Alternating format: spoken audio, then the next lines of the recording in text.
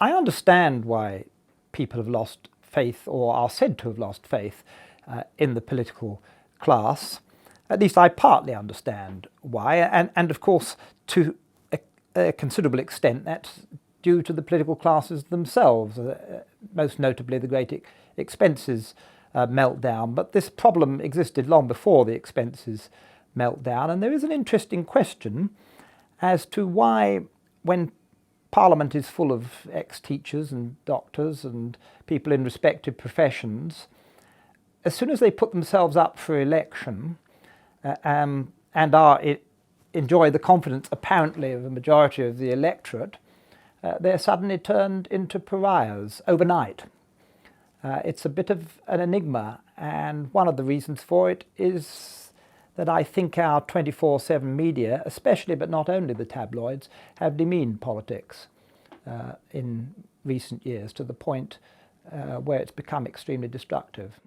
Well, the overdue concentration on the personality of the leader feeds into the sort of personality cult, celebrity cult, which is a feature of the age in which we live. I think it's inevitable, and so I don't think it can be necessarily resisted. You've got to roll with it. Certainly a big change in the 30 or 40 years that I've been in politics. And if you go back a bit further, Mr. Attlee would not have survived, who was probably the most successful peacetime Prime Minister of the 20th century, would not have survived 5 minutes in the current climate. I certainly approve of scepticism towards politics and politicians and people having inquiring minds, but the point is they don't. There was a very interesting series on Radio 4 the other day called In Defence of Politics, and it began with a series of vox pops in which members of the public were just stopped and asked what they thought of politics or politicians, and they were just single word abuse was the response in most cases, and then they were asked to say what had politics ever done for them, and it was all nothing, nothing. Well, universal free education, universal free health service, clean water, all those things arose as a result of political activity, and yet the public appears to be, or most people appear to be, unaware of this. Now, they were never challenged sufficiently, in my view, and asked the question, why? Why is that your opinion? So there's a certain intellectual laziness, but I do believe this sort of loathing of politics and politicians is partly a product of the age in which we live, where the more information we have, the less well educated we appear to be. I don't resent the fact that the Liberal Democrats went into coalition with the Conservatives, because I think that's the result that the electorate dictated, whether I happen to like it or not.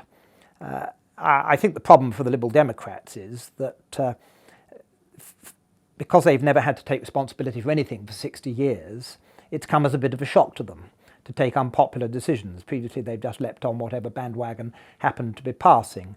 And in particular in the 2005 and later in the 2010 elections, they went around first of all saying they would not impose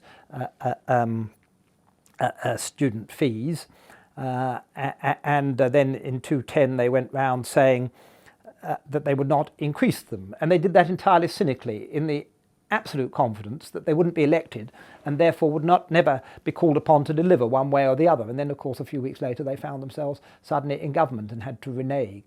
That, I think, has rightly caused a great deal of resentment, and it's right that they should pay a price for that.